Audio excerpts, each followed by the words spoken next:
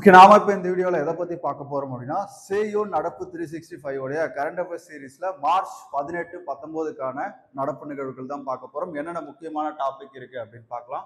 ஃபர்ஸ்ட்ல பாருங்க, மார்ச் 18-19க்கான நடப்பு நிகழ்வுகள். இதில் குறிப்பாக பாரத தொழில் மேம்பாட்டு திட்டம், பாரத தொழில் மேம்பாட்டு திட்டத்துக்கு வந்து பார்த்தீங்கன்னா நேற்று மத்திய அமைச்சரவை என்ன பண்ணியிருக்காங்க அப்படின்னு பார்த்தீங்கன்னா ஒப்புதல் கொடுத்துருக்காங்க. இந்த பாரத தொழில் மேம்பாட்டு திட்டம் எதற்கானது அப்படின்னு பாத்தீங்கன்னா நாட்டின் உற்பத்தி திறனை ஊக்குவித்து உலகத்தரத்திலான தொழில்நுட்ப கட்டமைப்பை மேம்படுத்துதல். கீ பாயிண்ட் என்ன அப்படின்னு பாத்தீங்கன்னா தொழில்நுட்ப கட்டமைப்பை மேம்படுத்துதல். இதற்காக எவ்வளவு நிதி ஒதுக்கி இருக்காங்க அப்படின்னு பாத்தீங்கன்னா கிட்டத்தட்ட 33,660 கோடி வந்து நிதி ஒதுக்கிடப்பட்டிருக்கு. அவ பாரத தொழில் மேம்பாட்டு திட்டம் எதற்கானது அப்படின்னு சொல்லிட்டு கேட்பாங்க. நாட்டின் உற்பத்தி திறனை ஊக்குவித்து உலகத்தரத்திலான தொழிலக உட்கட்டமைப்பை மேம்படுத்துதல். அடுத்து பாருங்க, இந்த திட்டத்தின் கீழ் 100 ஏக்கர் முதல் 1000 ஏக்கர் நிலப்பரப்பு வரையிலான தொழில் பூங்காக்களை மேம்படுத்த அரசு என்ன பண்ண போகுது, நிதி உதவி கொடுக்க போகுது. அப்ப இது ரொம்ப முக்கியமான ஒரு கரண்ட் அஃபேர்ஸ். அடுத்து பாருங்க, தமிழக தலைமை தேர்தல் அதிகாரி யார் அப்படின்னா அர்ச்சனா பட்நாயக் அவர்கள். முக்கியமான நியமனம். இப்ப தேர்தல் நடக்க போறதுனால இது என்ன பண்ணலாம், நமக்கு கேட்கலாம். அடுத்து பாருங்க, பெண்களுக்கு எதிரான சைபர் குற்றங்கள் வந்து அதிகரிச்சிருக்கா சொல்றாங்க. யார் வந்து சொல்லியிருக்காங்க அப்படின்னு பாத்தீங்கன்னா தேசிய பசுமை குற்ற இணையதளம். இந்த இணையதளம் வந்து பாத்தீங்க அப்படின்னா அரசினுடைய இணையதளம். இதுல வந்து பாத்தீங்க அப்படின்னா கிட்டத்தட்ட 2025ல மட்டும் 76,657 குற்றங்கள் வந்து நடைபெற்று இருக்கிறதா சொல்றாங்க. இதுல சைபர் குற்றங்கள். அப்ப இந்தியாவில வந்து பாத்தீங்க அப்படின்னா பெண்களுக்கு எதிரான சைபர் குற்றங்கள் ஒவ்வொரு நாளும் என்ன பண்ணிட்டே இருக்கு, அதிகரிச்சுட்டே இருக்கு அப்படின்றத இந்த புள்ளி விவரம் வந்து நமக்கு காமிக்குது. அடுத்து பாருங்க, சிவிஜில் ஆப் எதற்கானது அப்படின்னா தேர்தல் நடத்தை விதி குறித்து புகார் தெரிவிக்க. ஓகேவா, தேர்தல் நடத்தை விதி குறித்து புகார் தெரிவிக்க. குறிப்பா வந்து பாத்தீங்க அப்படின்னா கட்சிகள் இதுல முறைகேடா பல விஷயங்கள்ல செயல்படுவாங்க. ஓட்டுக்கு பணம் கொடுக்கறது, பரிசு பொருளா கொடுக்கறது, இந்த மாதிரி விஷயங்களை நம்ம என்ன பண்ணலாம் அப்படின்னா இந்த சிவிஜில் ஆப் மூலமாக புகார் தெரிவிக்கலாம். நேரடியாக தேர்தல் ஆணையம் என்ன பண்ணுவோம் அப்படின்னா அந்த புகாரை கருத்தில் கொண்டு உண்மையாக இருக்கும் பட்சத்துல அதன் மீதான நடவடிக்கை எடுப்பாங்க.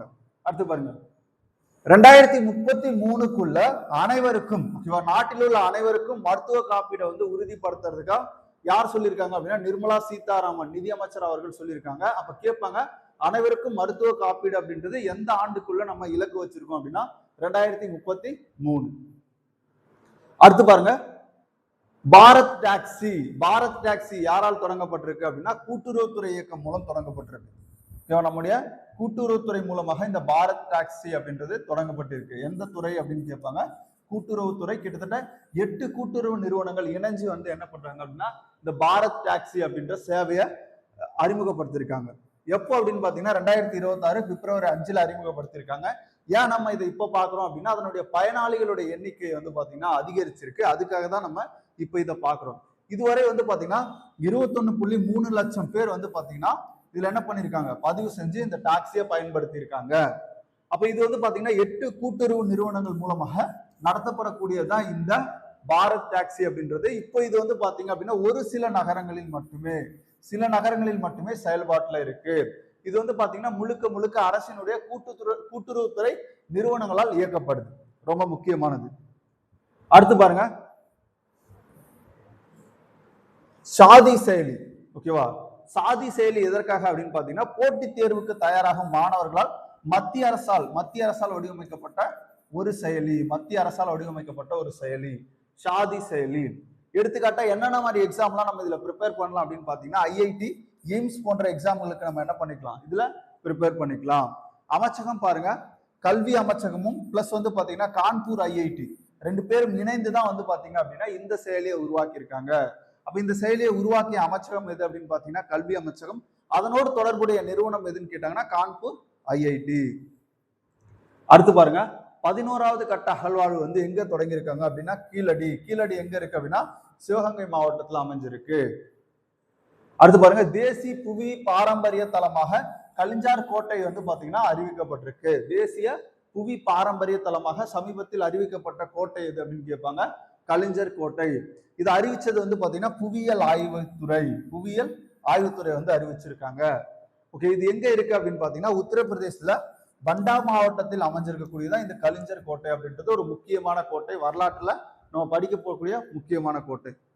அடுத்து பாருங்க, ஷருன் உலக ஓகேவா, ஷுருன் உலக பணக்காரர் பட்டியல்ல 2026 வெளியிட்டு இருக்காங்க. அதுல வந்து பாத்தீங்கன்னா ஃபர்ஸ்ட் இடம் யார் அப்படின்றது நமக்கு தெரியும். கிட்டத்தட்ட ஒரு 5 முறை தொடர்ந்து பணக்காரராக இருந்த எலான் மஸ்க் அவர்கள் தான் தற்போதும் உலக பணக்காரராக இருக்கிறார். ஆசியாவில் வந்து பாத்தீங்கன்னா முகேஷ் அம்பானி அவர்கள், ஆசிய அளவுல முகேஷ் அம்பானி அவர்கள் முதலிடத்துல இருக்காங்க. அடுத்து இந்தியாவின் வேலையின்மை விகிதம் குறிப்பா வந்து பாத்தீங்கன்னா பிப்ரவரியில எவ்வளோ அப்படின்றத வெளியிட்டு இருக்காங்க. ஒவ்வொரு காலாண்டுக்கும் இந்த வேலையின்மை விகிதம் அப்படின்றது வெளியிடப்படும். ஓகேவா, வேலை செய்ய விருப்பம் இருந்து வேலை கிடைக்காத ஒரு நிலையை தான் நம்ம என்னன்னு சொல்லுவோம், வேலையின்மை அப்படின்னு சொல்லுவோம். இந்த வேலையின்மை குறித்த இந்த அறிக்கை வெளியிட்டது யார் அப்படின்னு பாத்தீங்கன்னா தேசிய புள்ளியியல் அலுவலகம். தேசிய புள்ளியியல் அலுவலகம் வெளியிட்டிருக்கு. அதுல 2026 பிப்ரவரியில 4.9%. இந்தியா வந்து பாத்தீங்கன்னா ஒட்டுமொத்த வேலையின்மையில 4.9% இருக்கு. அதுல நகர்ப்புறம் 6.6%, கிராமப்புறம் 4.2% வேலையின்மை விகிதத்தை பதிவு செஞ்சிருக்கு. அடுத்து ஓகே, இன்னைக்கு ஆக்சுவலி வந்து பாத்தீங்கன்னா 18-19 என்ன முக்கியமான கரண்ட் அஃபேர்ஸ் இருந்தோ அது எல்லாமே நம்ம பார்த்திருக்கோம். நியூஸ் பேப்பர்ல, குறிப்பா தி ஹிந்து, தினமணி போன்ற நியூஸ் பேப்பர்ல. அப்போ ஒரு ரிவிஷன் பார்ப்போமா? கிராமப்புறத்துல எவ்வளவு வேலையின்மை விகிதம் இருக்கு பிப்ரவரியில 2026ல 4.2, நகர்ப்புறம் வந்து 6.6, இந்தியா ஒட்டுமொத்தமா பாத்தீங்கன்னா 4.9. இதை வெளியிட்டது யாரு அப்படின்னா தேசிய புள்ளியியல் அலுவலகம் வந்து வெளியிட்டு இருக்காங்க. அடுத்து பாருங்க, பணக்காரர்கள் பட்டியல்ல முதலிடம் யாருன்னு பாத்தீங்கன்னா எலான் மஸ்க். ஆசிய அளவுல முகேஷ் அம்பானி முதலிடத்துல இருக்காரு. அடுத்து பாருங்க, தேசிய புவி பாரம்பரிய தலமா அறிவிக்கப்பட்ட கோட்டை இது. கலிஞ்சர் கோட்டை எங்க இருக்கு? உத்தரப்பிரதேசம், பாண்டா மாவட்டம். அறிவிப்பு வந்து புவியியல் ஆய்வுத்துறை வந்து அறிவிச்சிருக்கு. ஓகே, கீழடியில தற்போது எத்தனாம் கட்ட அகழ்வாழ்வு நடைபெறுது அப்படின்னு கேட்பாங்க. 11வது கட்ட அகழ்வாழ்வு நடைபெறுது. அடுத்து பாருங்க, ஷாதி செயலி எதற்கானது அப்படின்னா போட்டித் தேர்வுக்கு தயாராகும் மாணவர்களுக்கானது. குறிப்பா ஐஐடி, எய்ம்ஸ் போன்ற எக்ஸாம்ஸ்க்கு நம்ம என்ன பண்ணிக்கலாம், இந்த செயலி மூலம் படிச்சுக்கலாம். இதுல உங்களுக்கு test, PYQ, previous year question கிடைக்கும், புக்ஸ் கிடைக்கும், எல்லாமே இந்த செயலியில் நம்ம யூஸ் பண்ணிக்கலாம். அமைச்சகம், கல்வி அமைச்சகம், கான்பூர், ஐஐடி 2 பேரும் சேர்ந்து இதை தயாரிச்சிருக்காங்க. பாரத் டாக்ஸி எந்த அமைப்பால நிர்வகிக்கப்படுதுன்னா கூட்டுறவுத்துறை இயக்கம் மூலம் நிர்வகிக்கப்படுது. 26 பிப்ரவரி 5 வந்து அறிமுகம் செஞ்சிருக்காங்க. இதுவரை வந்து பாத்தீங்கன்னா 21.3 லட்சம் பயனர்கள் வந்து பயணம் செஞ்சிருக்காங்க. ரொம்ப முக்கியம். அடுத்து பாருங்க, அனைவருக்கும் மருத்துவ காப்பீடு எந்த ஆண்டு இலக்கு அப்படின்னா 2033. இது யார் சொன்னா அப்படின்னா நம்முடைய நிதி அமைச்சர் நிர்மலா சீதாராமன் அவர்கள் சொல்லியிருக்காங்க. தேர்தல் நடத்தை குறித்த புகார்களை தெரிவிக்கிறதுக்காக தேர்தல் ஆணையத்தால் அறிவிக்கப்பட்ட ஒரு ஆப் பேர் என்ன அப்படின்னு பாத்தீங்கன்னா சி விஜில். பெண்களுக்கு எதிரான சைபர் குற்றம் கிட்டத்தட்ட 2025ல அதிகரிச்சிருக்கு. அதுல 76,657 குற்றங்கள் வந்து பதிவாயிருக்கிறதா சொல்றாங்க. இது மட்டும் பதிவாகாம நிறைய குற்றங்கள் வந்து இருக்கு. தமிழக தலைமை தேர்தல் அதிகாரி யாருன்னு கேட்டாங்கன்னா அர்ச்சனா பட்நாயக். அடுத்து பாருங்க, ரொம்ப முக்கியமான ஒரு திட்டம், பாரத் தொழில் மேம்பாட்டு திட்டம். எவ்வளவு நிதி ஒதுக்கீடுபட்டிருக்குன்னா 33,660 கோடி. அப்ப எவ்வளவு முக்கியமான திட்டம் அப்படின்றது உங்களுக்கு தெரிஞ்சிருக்கும். நோக்கம் நாட்டினுடைய உற்பத்தி திறனை ஊக்குவிக்க உலக தரத்திலான தொழில் உட்கட்டமைப்பை ஏற்படுத்துறது. பொதுவா வந்து பாத்தீங்க அப்படின்னா 100 ஏக்கர் முதல் 1000 ஏக்கர் பரப்பளவு வரையிலான தொழில் பூங்காக்களை மேம்படுத்த இது என்ன பண்ணும், நிதி உதவி கொடுக்கும். அப்ப இன்னைக்கு சேயோ நடப்பு 365ல முக்கியமான கரண்ட் அஃபேர்ஸ் எல்லாமே பார்த்துருப்போம்.